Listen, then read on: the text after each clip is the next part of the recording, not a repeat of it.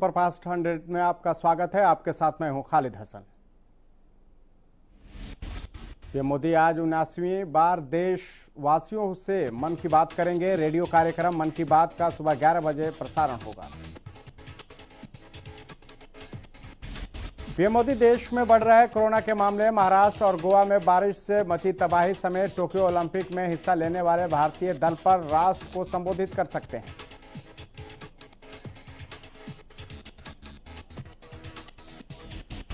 जम्मू कश्मीर के कुलगाम में सुरक्षा बलों ने मुठभेड़ में एक आतंकी को ढेर कर दिया है। सुरक्षा बलों को मिली कामयाबी के बाद इलाके में सर्च ऑपरेशन जारी है।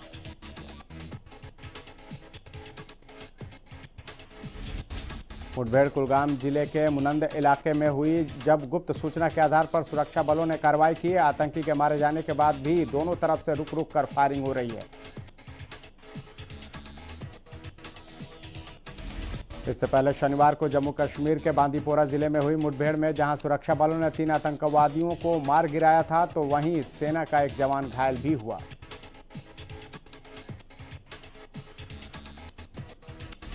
हरियाणा में कोरोना संक्रमण धीरे धीरे कम हो रहा है। ताजा सरकारी आंकड़ों के मुताबिक शनिवार को कोरोना के 13 नए मरीज सामने आए हैं, जबकि कोरोना से एक शख्स की मौत हो गई।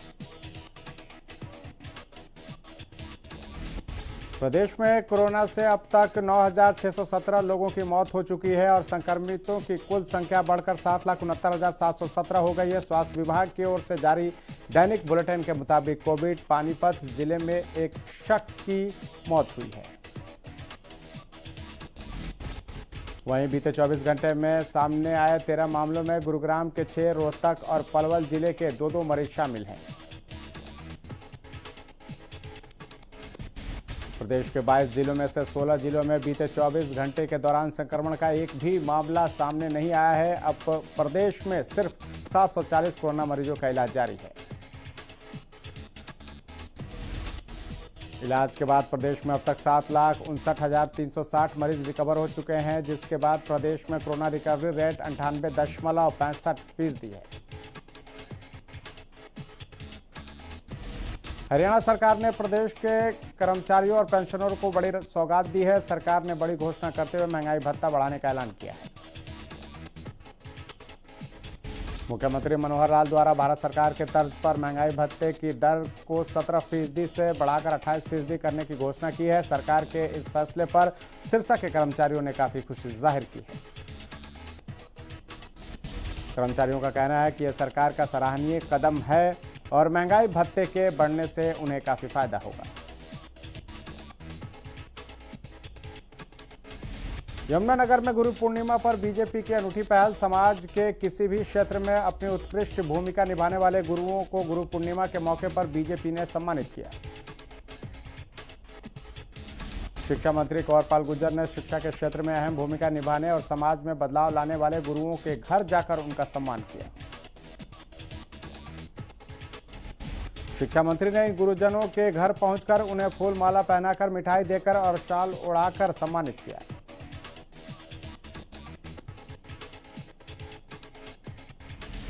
नवनियुक्त राज्यपाल बंडारू दत्तात्रेय का दिल्ली में मुलाकातों का दौर जारी। राज्यपाल ने रक्षा मंत्री राजनाथ सिंह से मुलाकात की। राजनाथ सिंह के आवास पर हुई शिष्टाचार मुलाकात।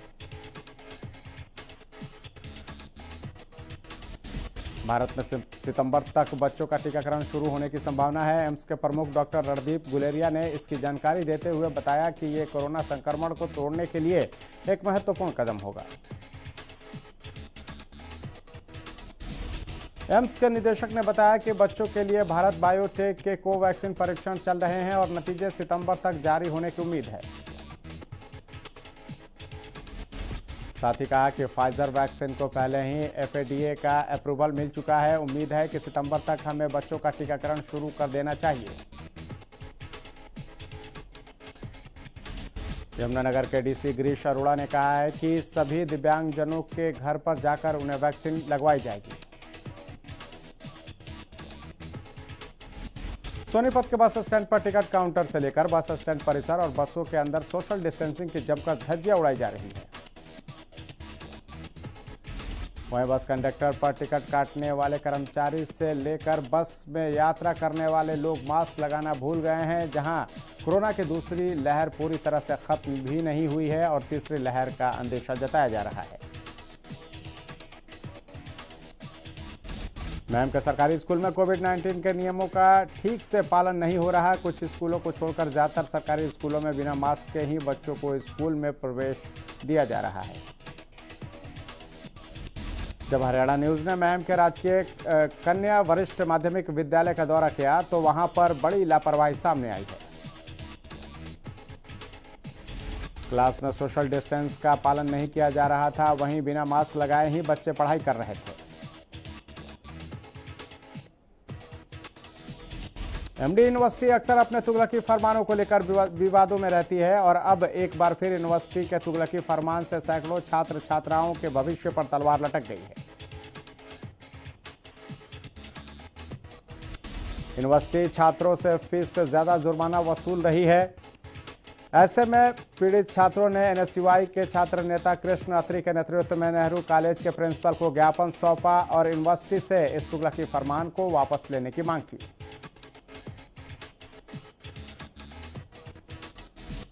वहीं कॉलेज के प्रिंसिपल ने साफ मना कर दिया और कहा कि कॉलेज यूनिवर्सिटी के नियमों का पालन करता है, इसलिए यूनिवर्सिटी द्वारा ही राहत देने पर वो छात्रों की कोई मदद कर पाएंगे। रोहतक में अब एलिवेटेड रोड के दूसरे फेज की शुरुआत हो चुकी है। दूसरे चरण में कच्चा बेरी रोड से होते हुए रेलवे स्टेशन पर पहुंचने के लिए लगभग 700 मीटर का एलिवेटेड रोड बनाया गया,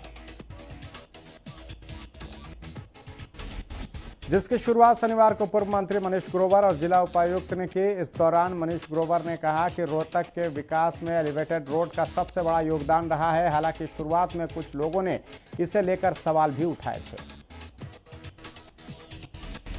लेकिन जब से बनकर तैयार हुआ है तब से लोगों को बहुत सुविधाएं मिली हैं। इस दौरान उन्होंने बताया कि एलिवेटेड रोड रेलवे ट्रैक के साथ बनने वाले रोड को लेकर भी रेलवे विभाग के अधिकारियों से बात की गई है। झज्जर के लघु सचिवालय में सांसद डॉक्टर अरविंद शर्मा ने जिला विकास एवं निरीक्षण समिति की बैठक की, जिसमें सांसद और डीसी ने योजनाओं पर चर्चा करते हुए संबंधित अधिकारियों को दिशा निर्देश दिए। वहीं सांसद ने प्रशासन की कार्यशैली की सराहना की। सांसद ने अधिकारियों को कहा कि प्रशासन शासन की योजनाओं को रूप देने के लिए एक माध्यम है, जिसके तहत आमजन को योजनाओं का लाभ व्यवस्थित ढंग से मुहैया कराया जाता है। ऐसे में विभागीय अधिकारी पूरी पारदर्शिता के साथ निष्पक्षता बनाए रखते हुए सरकारी रिकॉर्ड को अपडेट रखें। गोहाना पहुंचे राज्यसभा सांसद रामचंद्र जांगड़ा ने मीनाक्षी लेखी के किसानों को मवाली कहने वाले बयान पर सफाई दी है। उन्होंने कहा कि मीनाक्षी लेखी ने किसानों को मवाली नहीं, धरने पर बैठे लोगों को मवाली कहा है। राज्यसभा सांसद रामचंद्र जांगड़ा ने मीनाक्षी लेखी के बयान पर सफाई देते हुए कहा कि मीनाक्षी लेखी ने यह कहा था कि जो किसान थे वो वापस जा चुके हैं और जो धरने पर बैठे हैं वो नशेड़ी और मवाली हैं। इस दौरान उन्होंने पंजाब में सीएम कैप्टन और नवनियुक्त प्रदेश अध्यक्ष नवजोत सिंह सिद्धू के मनमुटाव पर भी चुटकी ली। किसी प्रदेश में सरकार चलाने के लिए सीएम और प्रदेश अध्यक्ष में तालमेल होना चाहिए ताकि सरकार और पार्टी सही चल सके। इधर रेवाड़ी के शाहजहांपुर बॉर्डर पर किसानों को संबोधित करते हुए किसान नेता राकेश टिकैत ने कहा कि अभी किसान आंदोलन 35 महीने और चलेगा। वहीं इस दौरान केंद्रीय राज्य मंत्री मीनाक्षी लेखी पर तंज कसते हुए टिकैत ने कहा कि चांदी के बर्तन में खाने वाले किसानों को मवाली कहते हैं। उन्होंने कहा कि मंत्री सिर्फ बोलने वाली हैं, ये लिखने वाला कोई और ही है। वहीं चुनाव लड़ने को लेकर टिकैत ने कहा कि संयुक्त मोर्चा का लक्ष्य चुनाव लड़ना नहीं है, किसान लोकतांत्रिक तरीके से अपनी बात कर रहे हैं। वहीं सरकार के साथ बातचीत पर उन्होंने कहा कि किसान सरकार के साथ वार्ता के लिए तैयार हैं, लेकिन सरकार सशर्त बातचीत चाहती है। नए कृषि कानून को रद्द करने की मांग को लेकर पिछले 8 महीने से किसान लगातार दिल्ली के बॉर्डरों पर बैठे हुए हैं और अब किसान दिल्ली के जंतर मंतर पर किसान संसद भी चला रहे हैं।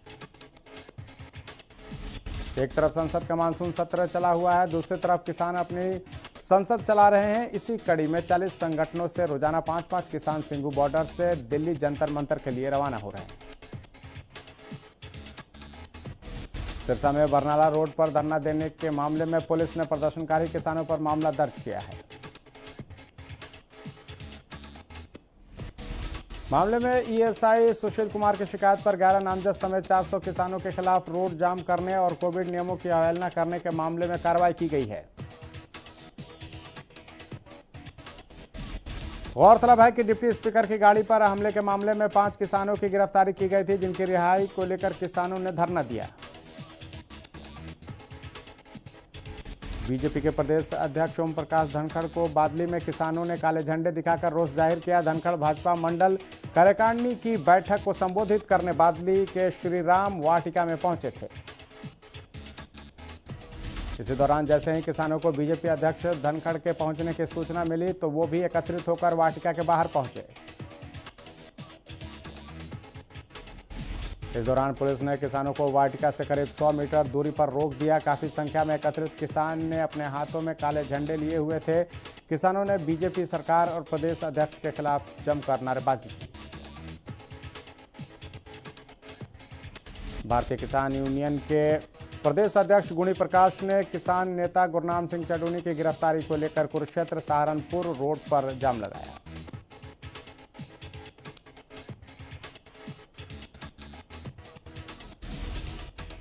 उधर करनाल कृषि विभाग की ओर से 2592 किसानों को नोटिस भेजा गया है, जिसमें पीएम किसान सम्मान निधि का पैसा वापस करने के आदेश दिए गए हैं।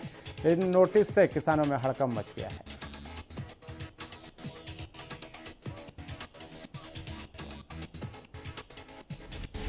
गौरतलब है कि छोटे किसानों को पीएम सम्मान योजना के तहत 6000 प्रति साल दिए जाते हैं, जिसके तहत सरकार ने इन किसानों के खाते में 7 किस्तें जमा कराई हैं।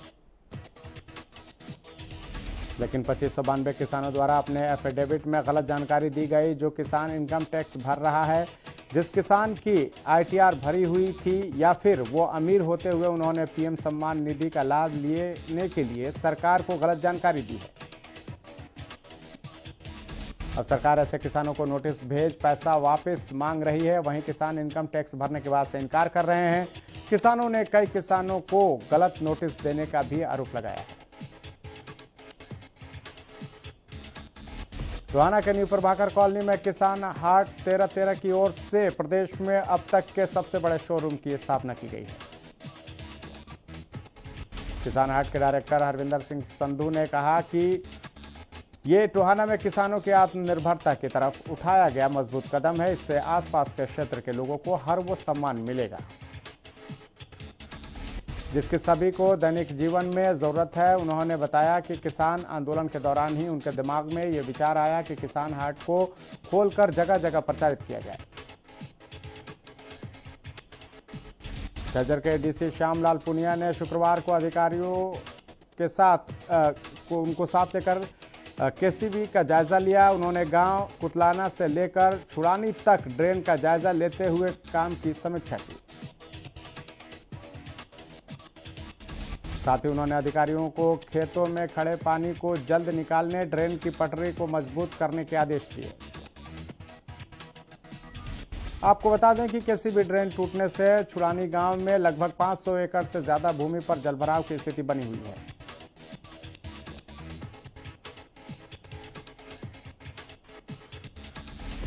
डीसी ने भदानी रोड पर केसीबी ड्रेन की पटरी से ही सिंचाई विभाग द्वारा मिट्टी उठाने पर अधिकारियों को फटकार भी लगाई। करनाल से यमुनानगर जाना अब होगा आसान, क्योंकि हरियाणा सरकार ने करनाल यमुनानगर नई रेल लाइन परियोजना को अपनी मंजूरी दे दी है। इस नई रेल लाइन को मंजूरी मिलने से करनाल और यमुनानगर का सफर न सिर्फ आसान हो जाएगा, बल्कि 2 जिलों के बीच सीधा संपर्क भी हो जाएगा। लंबे समय से इस रूट पर रिपोर्ट तैयार की जा रही थी, लेकिन अब इस रेल लाइन को मंजूरी दे दी गई है। इस रेल लाइन को मंजूरी दिलवाने के लिए हरियाणा के मुख्यमंत्री ने कई बार रेल मंत्रालय और रेल मंत्री से मुलाकात की थी, जिसके बाद अब जाकर इस प्रोजेक्ट को मंजूरी मिली है। इस प्रोजेक्ट को तैयार करने में करीब 4 साल का वक्त लगेगा, जिसके लिए जमीन अधिग्रहण का काम भी जल्द शुरू हो जाएगा। यह हरियाणा सरकार और रेल मंत्रालय का संयुक्त प्रोजेक्ट है जिस पर करीब 883.78 करोड़ रुपए की लागत आएगी। अब इंतजार है तो इस रेल लाइन के बिछने का, ताकि लोग करनाल से यमुनानगर तक का सफर आराम से और कम समय में तय कर सकें। टोहाना के गांव बलियावाला की ओर से जाने वाले रेलवे अंडरपास में करीब 3 फीट तक पानी भर जाने से यहां से आने जाने वाले किसानों और राहगीरों को बेहद परेशानियों का सामना करना पड़ रहा है। इसकी वजह से कुछ लोग रेलवे लाइन से रास्ता पार करके अपने गंतव्य तक जा रहे हैं। कई लोगों को कई किलोमीटर का रास्ता तय करके जाना पड़ रहा है। रेलवे अंडरपास गंतव्य का साधन न होकर एक स्विमिंग पूल बनकर रह गया है। किसानों ने प्रशासन से जल्द समस्या के समाधान के लिए गुहार लगाई है, ताकि उन्हें अपने खेतों तक पहुंचने में ज्यादा परेशानी न उठानी पड़े। सरकार तो योजनाएं बनाकर लोगों का जीवन स्तर बेहतर बनाने की कोशिश करती है, लेकिन जब योजनाएं धरातल पर उतरती हैं तो अधिकारियों की लापरवाही से सब कुछ टाए फिस हो जाता है। ऐसा ही मामला कैथल के गांव रसूलपुर में सामने आया है, जहां रिचार्ज बोरवेल सिर्फ शोफिश बनकर रह गए हैं। दरअसल भूजल स्तर को लेकर सरकारी परिसरों और बाढ़ग्रस्त इलाकों में भूजल और किसानों की फसलों को बाढ़ के पानी से बचाने के लिए लाखों रुपए खर्च करके रिचार्ज बोरवेल लगाए गए। अब ये बोरवेल ना तो भूजल बचाने के काम आ रहे हैं और ना ही किसानों की फसलों को बचाने के लिए कारगर है। वहीं सिंचाई विभाग के एक्सीएन मामले में लिपापोती करते हुए सब कुछ ठीक होने का दावा कर रहे हैं, लेकिन हकीकत कुछ और है। मानसून के दौरान पहाड़ी इलाकों में हो रही लगातार बारिश के बाद सिरसा में घग्गर नदी का जलस्तर बढ़ गया है। घग्गर में पानी आने से क्षेत्र के किसानों में खुशी की लहर है। आपको बता दें कि सिरसा में बारिश की कमी की वजह से फसलों की सिंचाई में किसानों को काफी दिक्कतों का सामना करना पड़ता है। हालांकि नदी के जलस्तर में हुई बढ़ोतरी के साथ साथ प्रशासन भी अलर्ट है। इसके तहत उपायुक्त अनीश यादव ने प्रशासनिक टीमों के साथ घग्गर के तटबंधों का निरीक्षण किया। इस दौरान उन्होंने ग्रामीणों से बातचीत की और उनसे सुझाव भी मांगे। उन्होंने ग्रामीणों को आश्वासन दिया कि किसी भी हालत में प्रशासन उनकी मदद के लिए तैयार है और सतर्क है। उधर ग्रामीणों का कहना है कि नदी के तटबंध मजबूत करने का कोई काम नहीं किया गया है। अगर इसी तरह से नदी का जलस्तर बढ़ता गया तो आने वाले दिनों में इसके गंभीर परिणाम हो सकते हैं। सरकार ने कच्चे रास्ते को पक्का करने की बहुत सी घोषणाएं की हुई हैं, जिन पर विभागीय अधिकारी काम करने का दावा करते हैं, लेकिन जो सड़कें पहले से ही पक्की हैं और गड्ढे में तब्दील हो रही हैं। रेवाड़ी की सड़कों की भी इन दिनों यही हाल है। हालत ऐसे हैं कि समझना मुश्किल हो रहा है कि सड़क में गड्ढे हैं या गड्ढों में सड़क। बाजार की मुख्य सड़क की यह दुर्दशा मरम्मत और देखरेख की कमी की वजह से है। इस सड़क से रोजाना कई गाड़ियां गुजरती हैं, लेकिन इन सड़कों की हालत देखकर यहां से गुजरने वाले वाहन चालक भी डरने लगे हैं। फरीदाबाद में बदमाशों के हौसले बुलंद होते जा रहे हैं। यहां गन पॉइंट पर बदमाशों ने लूटपाट की वारदात को अंजाम देने की कोशिश की, लेकिन विफल रहे। बदमाश बल्लभगढ़ मेन बाजार स्थित एक हलवाई की दुकान पर लूट करने पहुंचे और बंदूक की नोक पर दुकानदार से पैसे मांगे, लेकिन दुकानदार ने लुटेरों को पैसे देने से मना कर दिया और चीखने लगा। दुकानदार की चीख सुनकर वहां लोग आए और चोर दुकान के अंदर फायरिंग कर वहां से फरार हो गए। दुकान में लगे सीसीटीवी के फुटेज के आधार पर पुलिस जांच में जुट गई है।